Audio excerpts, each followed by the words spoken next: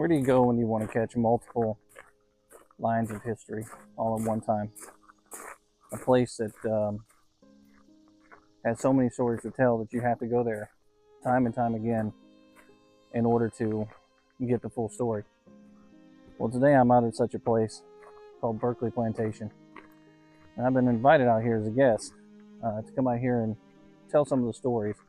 We're going to focus a little bit more on the Civil War aspect of it, but this place has a lot to offer.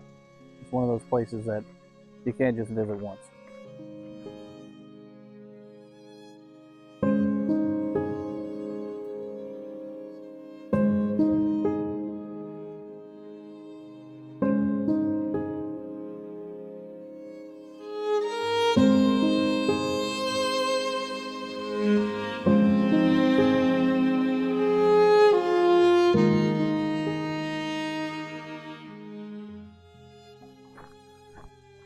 Many times when I come out here to places like this plantation house and other areas,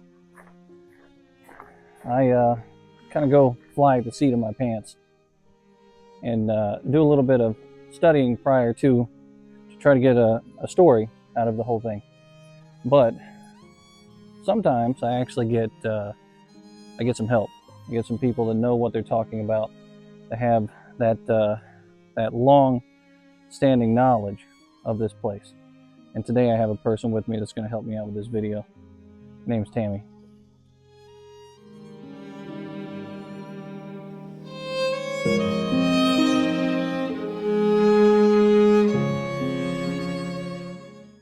Six generations of the Benjamin Harrison family lived here at Berkeley, mainly growing tobacco, but they also started a shipyard here on the grounds, and the shipyard here at Berkeley was the first that was commercially successful in North America, and so would build some of the warships that were used during the American Revolution. Out of the Harrison family, you would have a signer of the Declaration of Independence, that's Benjamin Harrison V, and then his grandson, born here, his son, youngest son, William Henry Harrison, would end up being the 9th president of the United States. So a lot of history associated with the Benjamin Harrison family. Unfortunately, though, they would lose Berkeley to bankruptcy in 1842.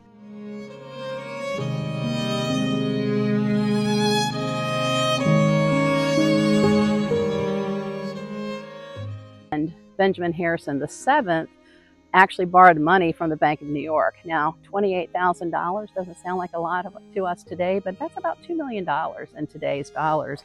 And so he then died a few months later, and his son, Benjamin Harrison VIII, was forced into bankruptcy because the bank called that loan. So the Harrisons left here in 1842, and it was after they left that the plantation was divided. It had originally been 8,000 acres, so 3 miles of waterfront, which we still control today, but 8,000 acres inland. You'll actually find Harrison's Mill on Edgewood Plantation because that part was sold off. From the time of just before the Civil War, we were about a 1,400 acre plantation, and that would continue into the 20th century. Today we're down to about 1,100, with a portion being sold off in the 1940s to build a home that's now called Kimmage's. Okay.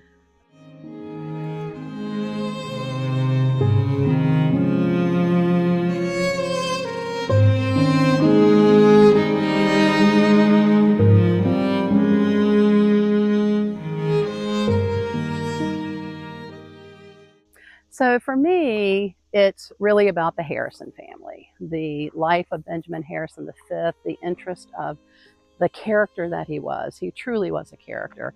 There's a picture that was taken of him. He served in the Continental Congress, was the very in favor of the Declaration of Independence, was a big part of what led to that passing. And there's a picture of him once John Hancock was selected as the secretary. He was so happy about it that he literally picked him up and carried him into the chair at the front to take over the Continental Congress. So that just gives you a picture of who Benjamin Harrison V is. He was 6'4", 300 pounds, gregarious, did not take himself seriously. And one of the other funny stories about Benjamin V is at the signing of the Declaration, he said to Elbridge Gerry, that's a representative from Massachusetts, a small, slight man, he said to him, I shall have a great advantage over you, Mr. Gary, when we're all hung for what we're doing today. For by the weight of my body, I shall die but in a few minutes. But at the lightness of yours, you shall dance in the air for 2 or 3 hours. So it really gave you a picture of him. He was a character. Yeah. He actually took over the plantation in 1745 at the age of 19. On a July evening here in 1745, July 12th, his father was in the second floor bedroom, which you can't see yet, of the mansion, with his daughter Hannah holding her hand, closing the plantation shutters for a storm coming down the river. And he was struck by lightning. Wow. And died. His daughter died instantly. He died about 3 hours later. And then his mother, Ann Carter Harrison, actually took to her bed, refused to eat or drink, and she died of a broken heart 30 days after her husband. So Benjamin V takes over at 19 and really successfully, enhanced the family's fortune and what they did, and was very well known during that time. Was a very famous part of our founding in the Revolutionary period.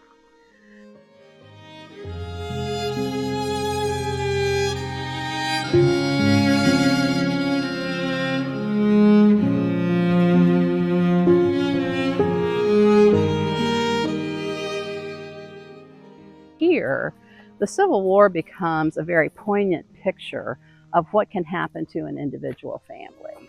Because, of course, the Harrisons, so they left here in 1842, the direct descendants of the Benjamin Harrisons settled in Northern Virginia, and during the Civil War would have been Confederates. They would have supported the South, they owned slaves, etc.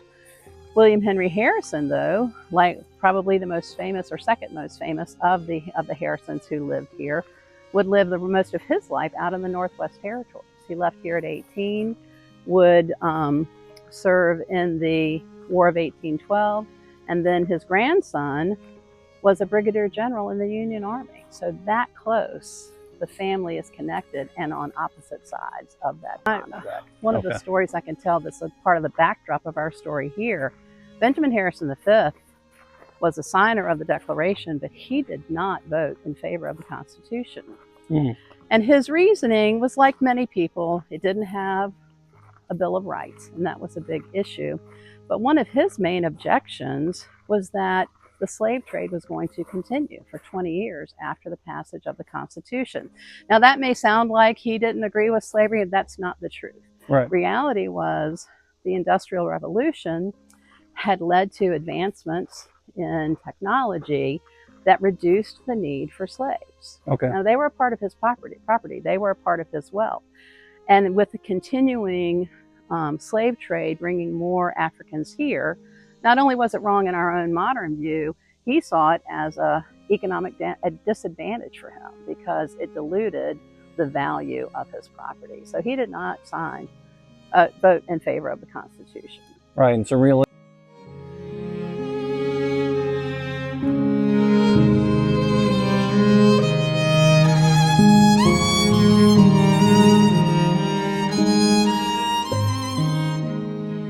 the 7 Days Battle and McClellan being pushed back by the Confederates, unable to capture Richmond, he decided to change his base per his side of the story and sent his troops south toward the James River. He wanted to establish a base here along the James River. And so they headed this way, fought a big battle just about 12 miles from here at Malvern Hill in Henrico County. And then he sent advanced troops to kind of scope out and settle. They knew Harrison's was abandoned. The owner went into the Confederate Army. Most of the plantations around here were abandoned because the war was being fought right around here. And so the advanced troops arrived late June. They fought the Battle of Malvern Hill, and then the mass of the army starts heading this way. And it started to rain as they headed out, and it became a torrential downpour as they made their way through fields of corn and wheat, which had been in full bloom by that point, and unfortunately were destroyed as part of that march. Not just all the bringing of equipment and ammunition, but the soldiers foraged and kept the wheat and the corn and that type of thing. And this one of the cool stories from that march, the mud was so bad with all that heavy equipment coming through it and the water and the torrential rain. There's a story of a mule that literally collapsed down to his ears in the mud. Wow. Had to be rescued from the mud pit. And so they get here July 1st. Most of the Army came, relieved to get here, but still raining. They had lost a bunch of equipment over that course of that Peninsula campaign. Uniforms, etc., were in disrepair, and they arrive here and they don't even have tents. They're trying to set up these just cloth over bushes, using the wheat sheaves that they've just taken as beds. So it was a pretty demoralizing and difficult time. And then once they got encamped and settled, things got a little better. Those supply ships start bringing in new tents. They all needed new uniforms thanks to the lice that they had picked up along the last few days, and they settled the encampment. Now, right after they settled here on July 2nd, the encampment came under fire. Jeb Stuart had actually captured the high ground about 4 miles from here on Evelynton Heights, and he had one howitzer that started firing on Harrison's Landing. So they had to start almost right away fighting again. They engaged Stuart and his howitzer, and it ran out of ammunition. And so they took off. They had been expecting Stonewall Jackson, who was on his way here. They thought he would reinforce them. And if they had captured the high ground, it really could have changed the whole direction of the war. But they didn't. And so the Union was able to establish the position. Their guard was from Herring Creek, which is the creek up as you come into the plantation, over to Kimmages Creek, which is a few miles down the road here. And so they kind of reinforced that boundary, held the high ground, and Jackson tried to incur into it and establish that high ground again and was not able to do that. So it really did make a difference on what happened here.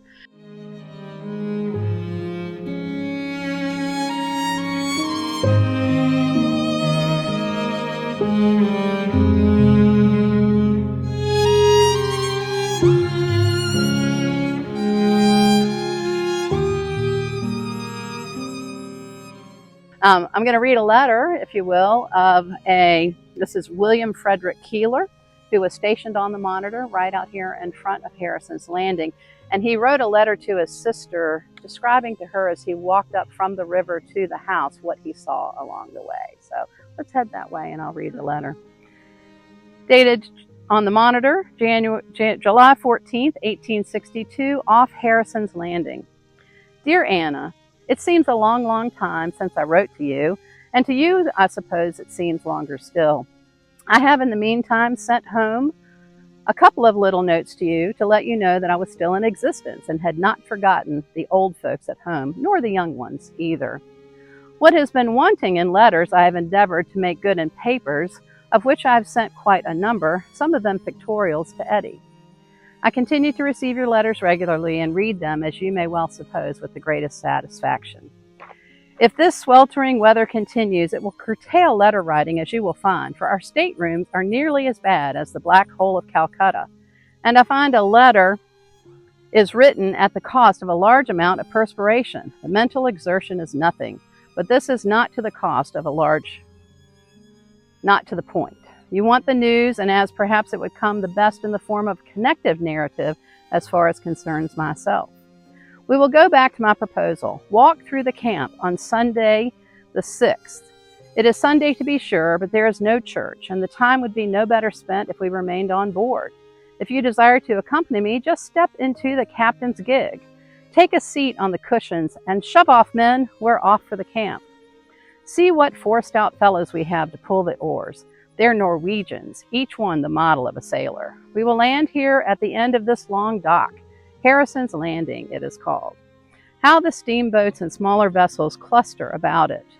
Most of the steamboats are to be hospitals for the sick and wounded, and the somewhat antiquated females you see about their decks are the Florence Nightingales that are to be. After seeing the sights, I think you will agree with me that it is no place for a modest female, a lady. Now we're at the end of the dock.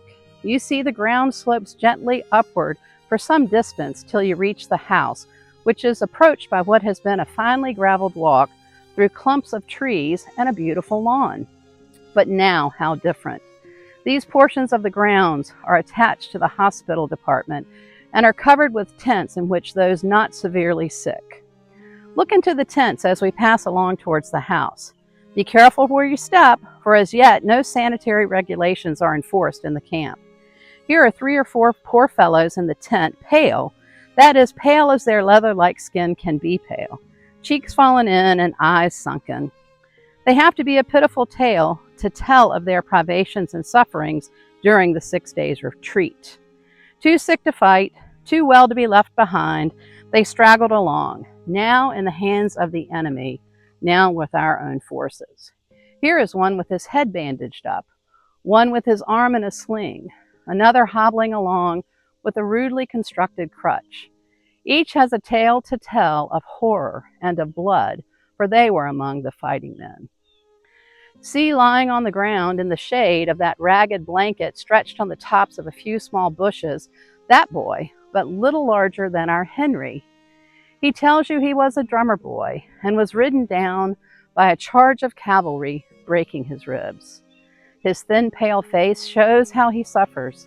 Still, he talks cheerfully and points with pride to the 2 or 3 bullet holes that decorate his ragged clothes. There is one lying on an old bit of cloth in the partial shade of that bush. How miserably he looks. He is from Michigan, where he has a wife and children, whom he says he never expects to see again, as he knows he must die. What must be his feelings as he lies there alone and unattended, but he is only a single case out of thousands. From this tent on the right, they are bringing out the corpse of one whose fighting days are o'er. Tent after tent, as we pass them, are filled with their careworn faces, weak, sickly frames, and bandaged limbs. Many are strewn around in the shade of the bushes and trees which line our path. All seem glad to rest in the glad consciousness of safety and security to which they have so long a time been strangers.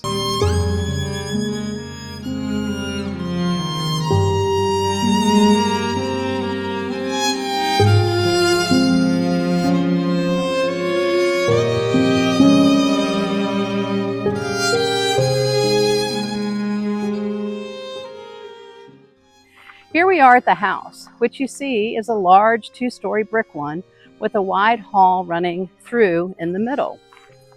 Our signal corps have added 2 rudely constructed stages on the ridge of the roof for the purpose of signaling at a distance.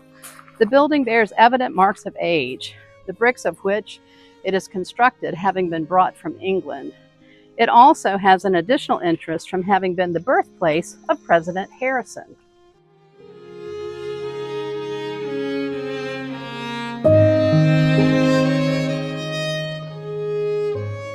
Continue our walk towards the front. The ground is covered with old rags and tattered garments.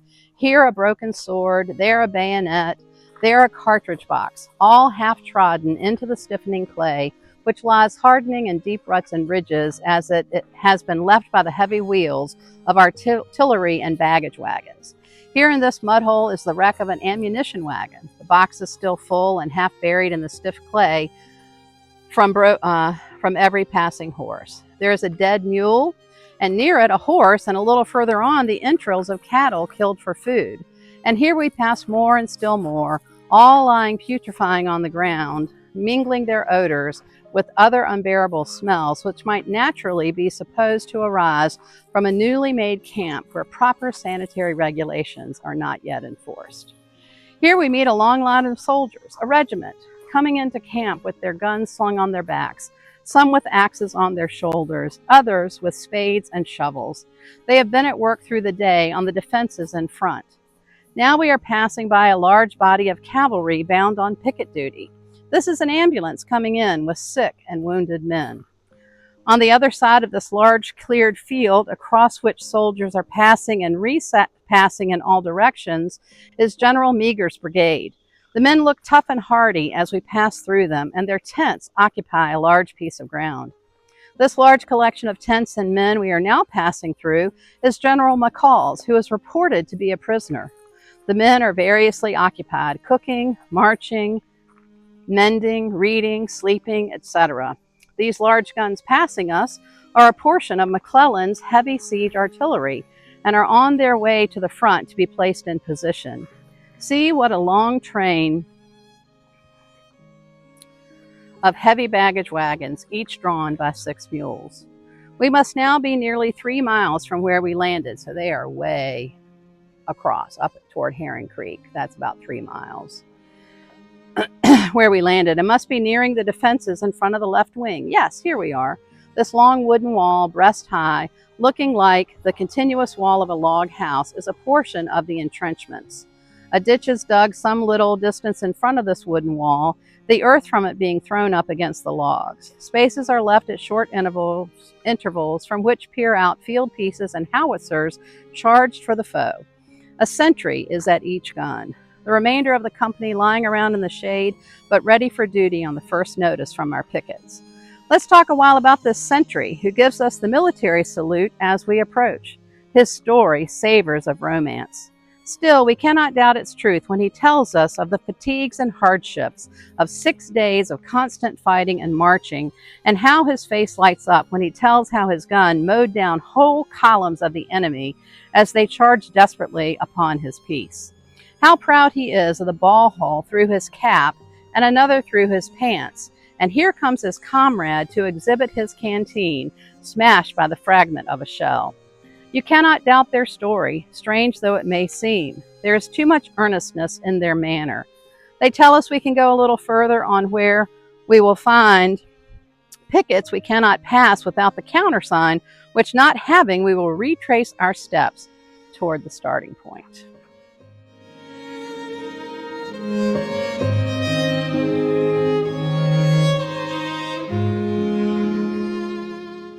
It really puts you right back. He's described it so well, from the sight to the smells to the sounds, that you can actually picture it. You know, on my tour, I try to create a picture, not of all the different periods of history, but particularly for the Civil War, because it was such an extensive, number one, time. A month and a half is a long time for an army to be encamped. And of course, it was a kind of a dividing point from the beginning stages of the war into the next phase of the war. Right. And you can call it a change of base, as McClellan did, or you can call it a retreat, which is probably the more likely answer. But just to picture, I'm here every week, walking these grounds. To me, it truly is hallowed ground because of what happened here. And I love being able to see the picture that's created from these original sources that we continue to gather. The first year I worked here back in 2019, I was doing my tour, and we were in the room where I talk about William Henry Harrison, and one of my guests stopped me and said, "I'm sorry to interrupt, but can I read you a letter that I have?" And it was from his great-grandfather, and it literally did the same thing. It talked about him coming into the mansion and portraying what he saw room by room, and it was just a really unique experience. And again, it allowed us to gather one more piece of the actual primary source history of Berkeley Plantation. So it's Right. pretty amazing. Absolutely.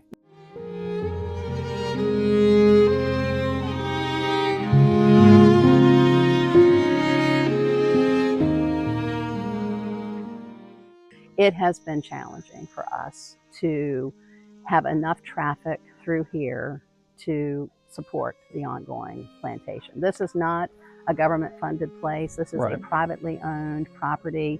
And there are other parts to it. It's not just the historic property. We are a working farm of about 500 acres. But the thing that keeps us going is the tours we give here at Berkeley. So it has been challenging. And today now we work one tour guide. And I'm usually working in the gift shop because I've been here for a while. I've been doing tours for a long time. So I enjoy interacting with folks on a more casual basis, talking to them. That's where I get to tell a lot of the stories that I don't get to tell on my tour. Yeah. Because as the proper historian of the plantation today, I have a lot of interest in fleshing out the bigger picture of the history. So I've done a lot of work, a lot of research, a lot of gathering.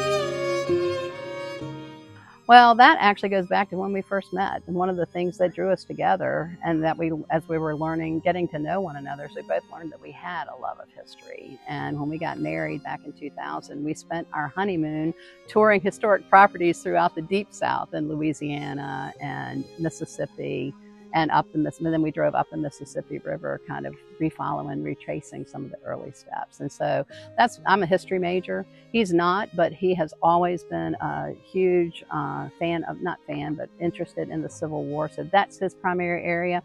I'm really the more expert in the earlier history, the colonial and revolutionary periods. That was my certification, and for my history degree, I really focused on that. So together we've kind of helped each other fill in those gaps. You know, he's taught me a lot more about the Civil War than I ever learned in college, and of course working here has really kind of renewed our fascination. Here at Berkeley, you can experience every part of American history, going all the way back to the founding of the settlements here back in the 1600s. Very cool. Yeah.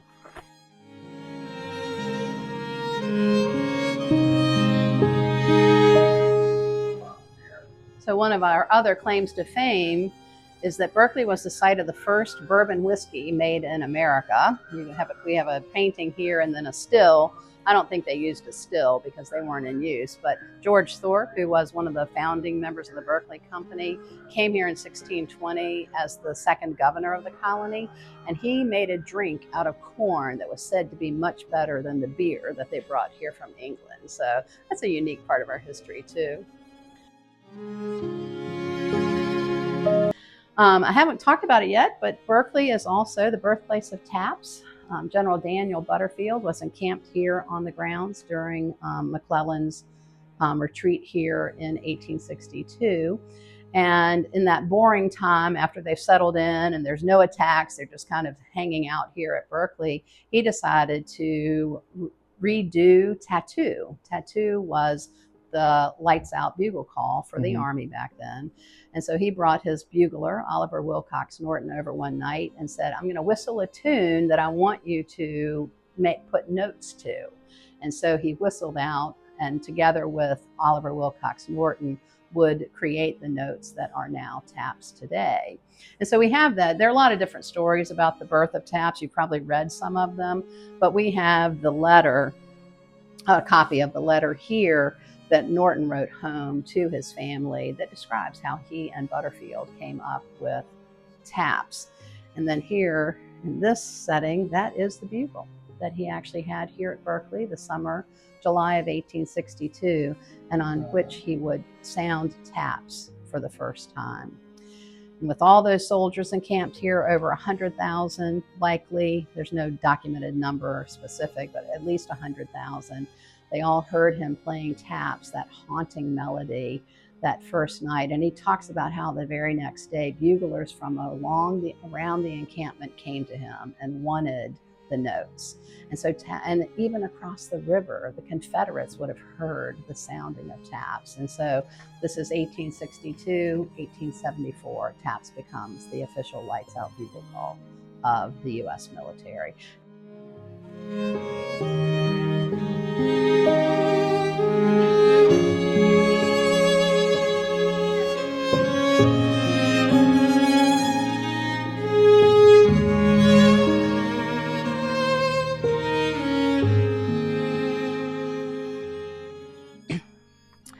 I think the greatest thing is that it spans the years of America. I mean, it really covers the period from the early settlements. You know, we have a Revolutionary War here, a war battle happening here. You have one of the founding fathers living here. And then as the time goes on, you have connections into politics with the 9th and 23rd president coming from this area. And then the Civil War. We've talked so much about that, and it continues on. The Knox family, and their history is connected to the early founding of our country too. They owned Berkeley in the late 1800s. They're the ones that added the dormers on the windows, and they're descendants of Henry Knox, the first governor of war, or the first secretary of war under George Washington. And of course, then you come into the modern day. And the Jamesons, they connect back to those periods too.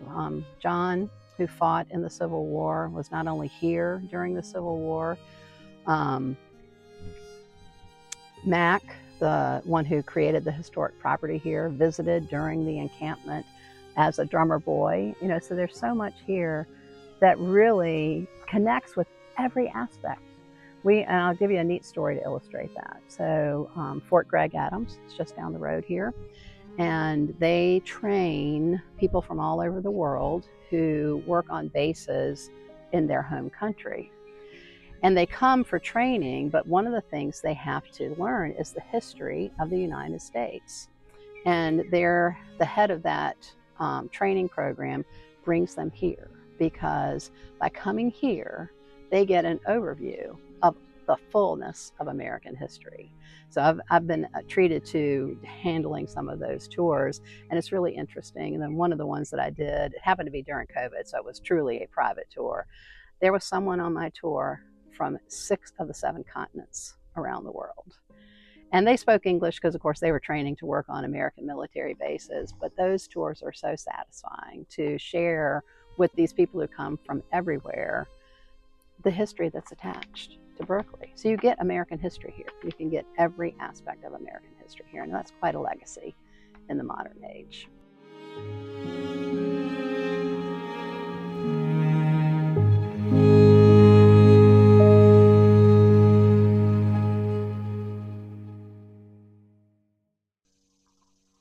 A signer of the Declaration of Independence, a president of the United States, an entire Union Army that had just won a battle, but yet retreated. This is the location that we're at today, here at Berkeley Plantation.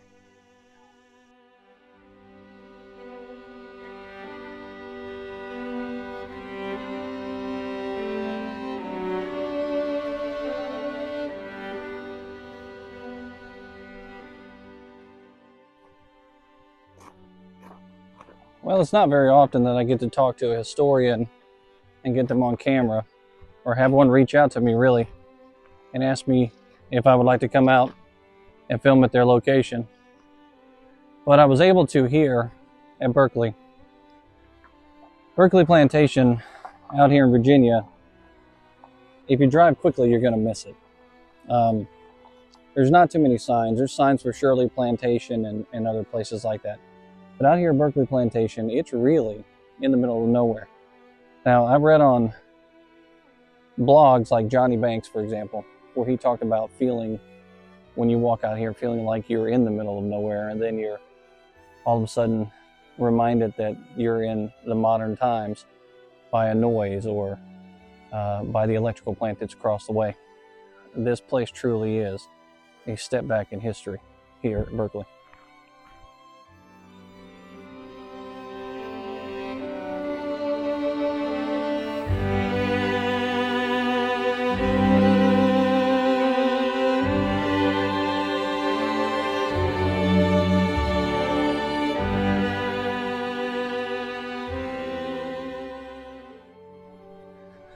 So now what we're going to do is we're going to find the road that we were told about earlier. I was told that there is a road out here that leads to the cemetery where a lot of the family members are buried. And the actual landing for Harrison's Landing is directly out in front of that.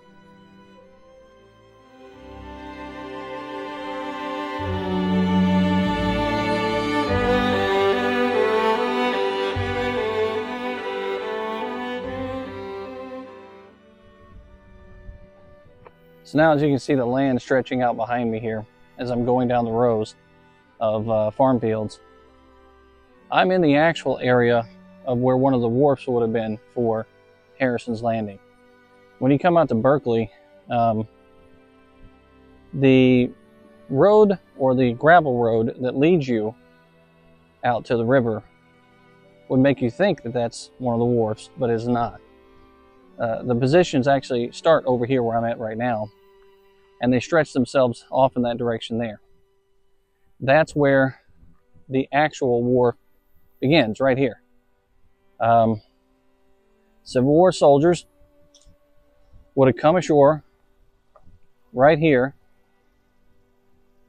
where I'm at today.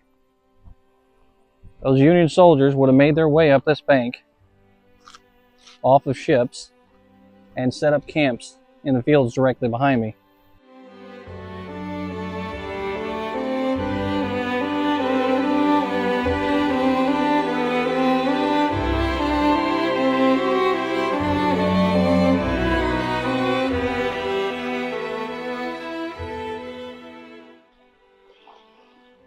This is Harrison's Landing.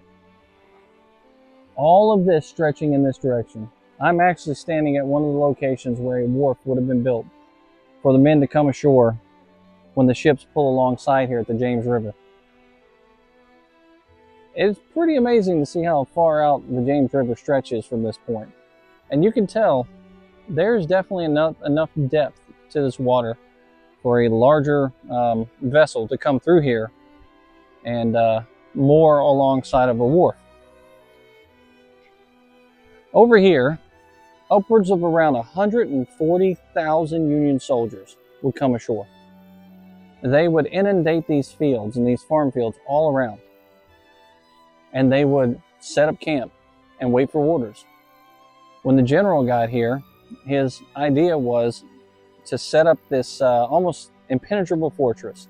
He wanted breastworks all around the surrounding area, leading into where Berkeley was and into these fields here. But as was pointed out before, Jeb Stuart got here first, and he was on high grounds off in that direction over there and started lobbing shells over in this direction. Thankfully for the Union soldiers here, Jeb Stuart did not bring a large force with him when he did that. And they were able to get here, set up their camps, and start putting in defense works stretched out in front of me in a almost like a U shape around this area, which is really what protected and saved them.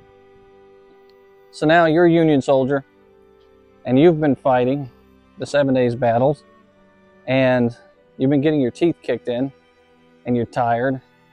You don't have proper clothes on. Maybe you're infested with fleas and ticks, and your feet are hurting you.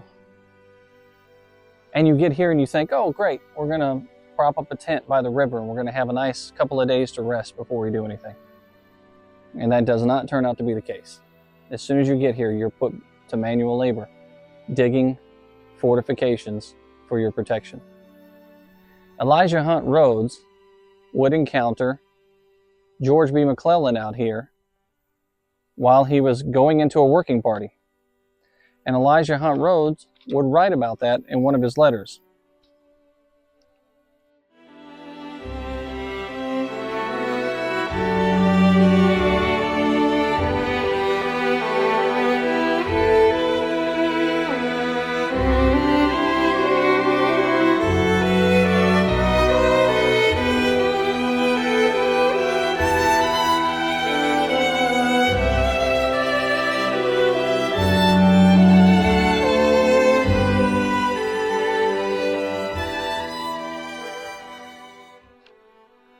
Elijah Hunt Rhodes recalls, "This morning, all troops were put to work upon the line of forts that have been laid out.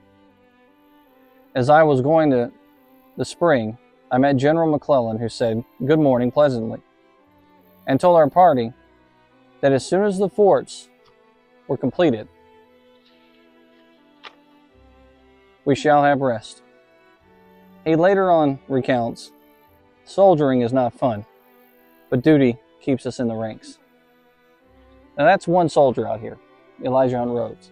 He goes on to be an officer in this Union Army, and his story is told widely with a broad stroke, if you will, by Ken Burns in his documentary. He focuses more in on the letters and the telling of the way Elijah saw things, just like he focused in on the soldier from Company H. But Elijah is just one patriotic version of a soldier that's out here in these fields. There are other soldiers out here who write stories, write letters back home that talk about how they're discontented with what they're doing. They are angry with having to retreat and be out here on these banks. They are tired of sitting here in camp waiting to fight. They want to get back at it or go home. And that is what George B. McClellan's facing here. And then the president visits. President Abraham Lincoln comes out here twice. And one time, he does a review for this army that's out here. And McClellan tries to embarrass him.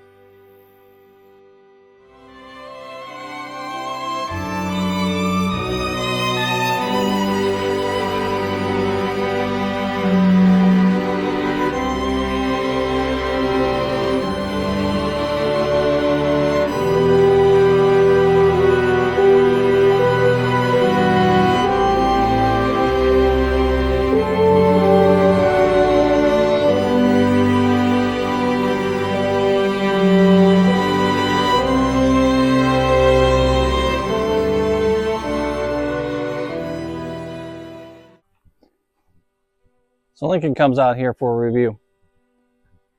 And George B. McClellan thought it would be funny to give him a horse that was too small for him. So Lincoln's out here on a horse that's really short, really small. Lincoln's long legs are dangling off the side.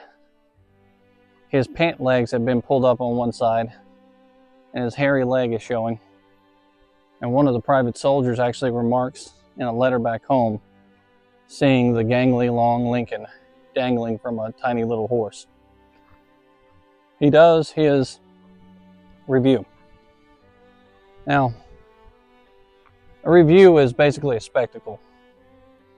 There's no real purpose behind it. It's a tradition. The commander-in-chief can come by to any unit and do a review if he wants to. A officer can do a review of any unit if he or she decides to. And Lincoln wanted to see what the status of the forces were. And he's not really a military service member. He has no experience in it. He's never gone to a school. He's never been a cadet. He has no clue really what he's looking at. But what he's trying to do is he's trying to bring the morale up of the troops, to show them that he's in the field with them, that he's there in the fight, even if he's not physically on the ground with them. A lot of presidents do that. As he's out here, there's a little boy who's playing the drums for this review. He's 11 years old, and he's rapping away at his drum set. Now, he's extremely proud of that drum set. He's had that drum set with him throughout the entirety of the 7 days battles. Now, I have a kid at the house that's almost that age. I can't imagine my kid standing at Malvern Hill with a drum set, beating away, and having the fortitude to continue to rap those drums and not turn around and run the other direction. Most kids that age probably would not have the bravery to stand at the face of death like that and just continue to do their duty. But this young boy did. As a result, in 1863, Willie Johnson would end up being the youngest recipient of the Medal of Honor for his bravery in the face of the enemy during the 7 days battles. Unfortunately, though, fast forward to 1941, it's speculated that Johnson dies of old age and is one of the last surviving veterans of the 7 days battles. They know that he died right around that time, but they have no idea where he died. They have no idea where he's buried. And to this day, it's a mystery where the youngest recipient of the Medal of Honor is buried. Oddly enough, he never even applied for a pension.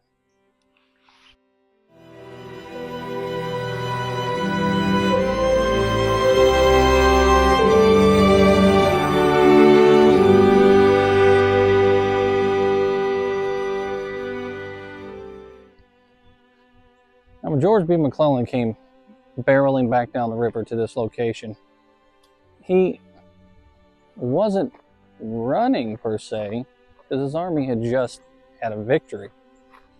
For all intents and purposes, the army itself had won fight after fight. It had done what it was supposed to do.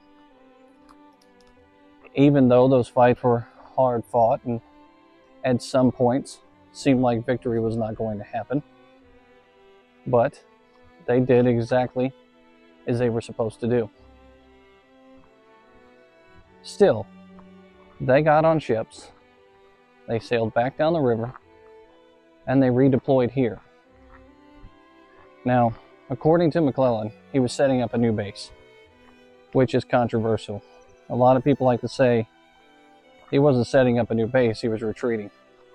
And that's not just rebels that were saying that. Northern soldiers in his own camp would write about that and talk about how they didn't feel like they should be retreating in the face of the enemy. Newspapers depicted him during his campaign for presidency as sitting on a turret on a ship, staring at the soldiers at Malvern Hill as they fought, essentially making him out to be a coward. Reality is, he was a general with very, very complicated ways of thinking, and he wasn't a coward by any means. He just did not want to continue to fight in the position that he was in, and his intelligence was telling him that the army that was facing him was a lot larger than what it really was. So, with that intelligence, he thought if he redeployed his men here and set up a new base, that he could get them back up to full strength and fight in another location, which is essentially what he tried to do.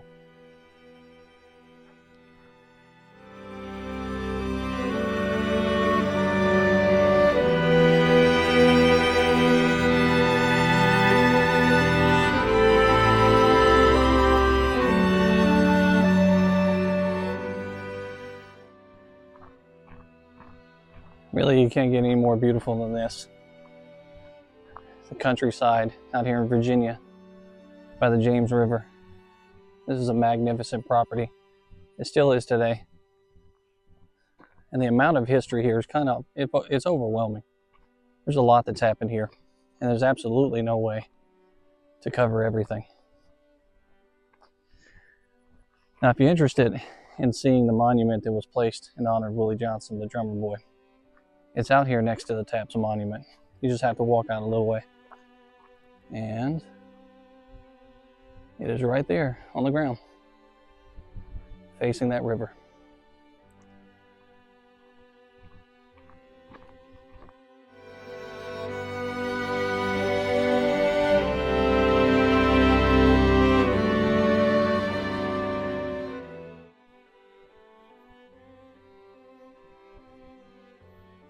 I'm in the Harrison Cemetery right now. And I don't know if you can see it or not. That monument right there was one that was placed by the children of William Harrison. And on that monument, it says it was put here in 1859 in dedication to their father, which is a very touching and moving thing. But if you consider the time period that was placed here, this river, 1859, in just a couple of years, this hillside is going to see thousands of soldiers trudging up this hillside in an American Civil War. Something that many people, even in 1859, didn't think was possible. But it came to be possible because people would start a civil war.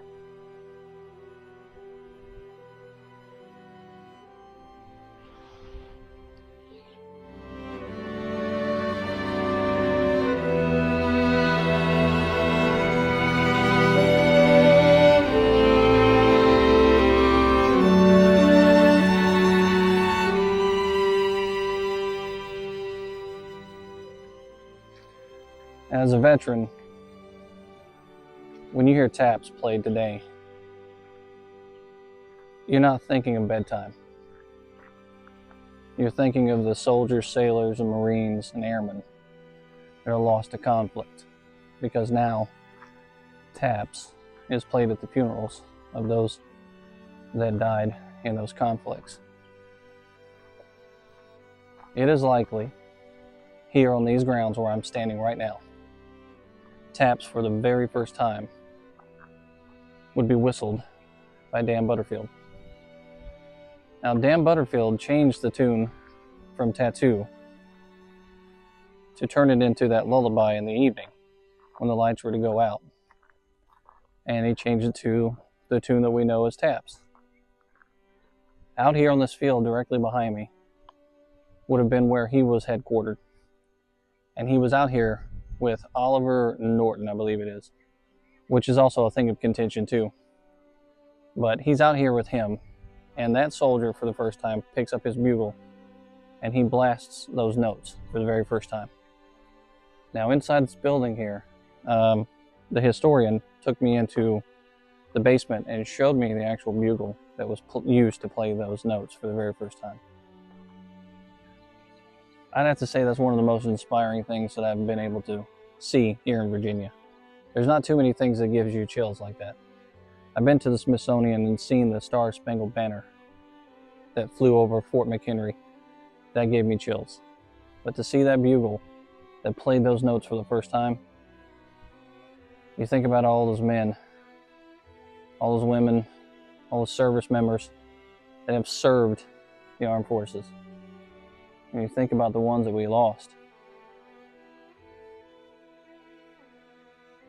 That tune's the only thing that's there to comfort their family with that flag when they're brought home.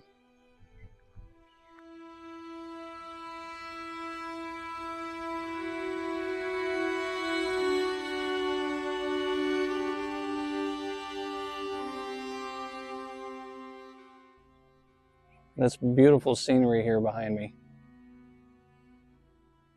at one point in time, was interrupted by the sounds of taps. Out here in these fields is where I'm talking about. This is where it was played for the first time. And it could be heard all the way across the James River, which is there directly behind me. And the Confederate soldiers on the other side heard that tune for the first time. And they all began to play it. It was said that soldiers all the way up and down the line that had bugles heard that note and would come in here and they would ask Mr. Norton how to play that tune. It was a haunting melody, and it's still haunting today.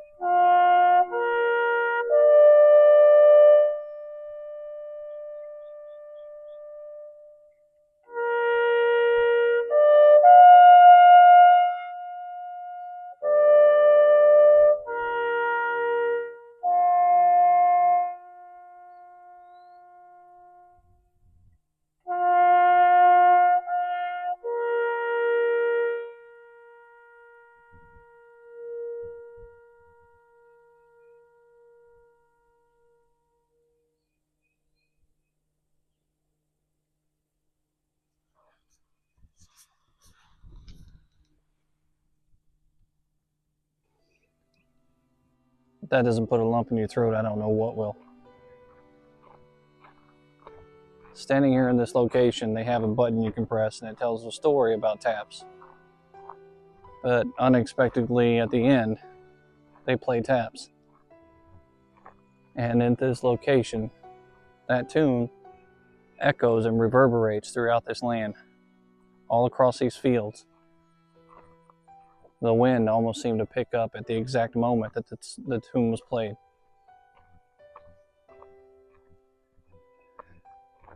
These fields, like many other fields, they seem to speak to me. If you come out to Berkeley, it's going to speak to you too.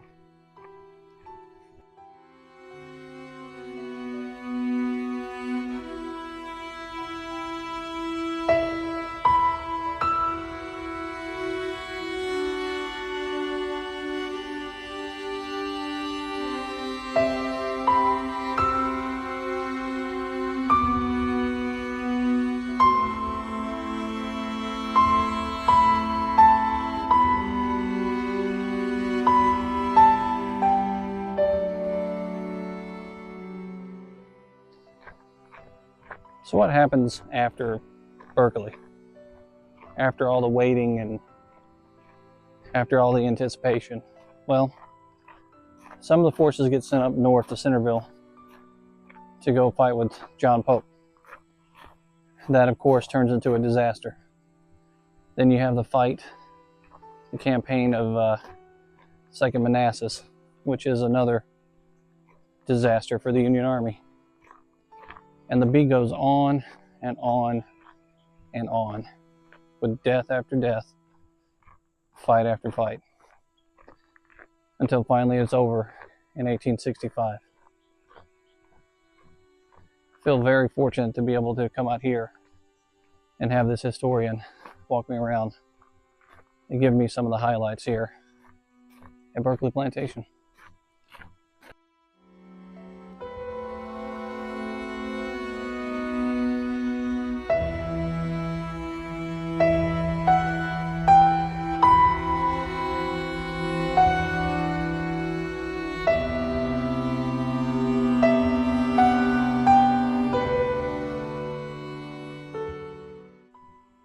Now, it's somewhere out here in this location where I'm at right now.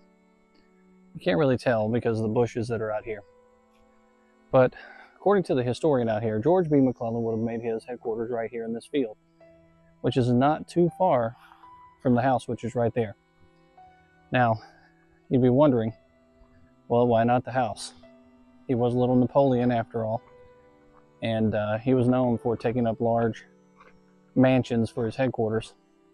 Well, unfortunately, that large mansion, which was in disrepair, became part of the signal tower and was also a field hospital. There wasn't much they could do for some of those soldiers that were brought here, but they would bring them inside there and work on them.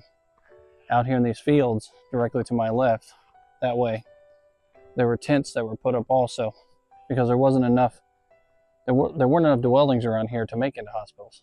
So they created hospitals from tents, and these soldiers that were suffering were actually out here in July and August in the sweltering heat, suffering. And I suppose it probably wasn't a cold snap like there has been the last few days here in Virginia. You can imagine 90-something degrees, 90+% humidity, and then came malaria. Malaria became the prevalent thing out here at these field hospitals. And that letter that she read talked about sunken eyes and the sickly men that were raising their heads up from their beds inside the tents. That was the sickness of the day at this camp. They were dealing with a massive influx of people becoming ill with malaria. And then, of course, there were other things like dysentery and the flu, pneumonia. Many people died here as a result of sickness versus a result of a scar or wound of some sort from a battle.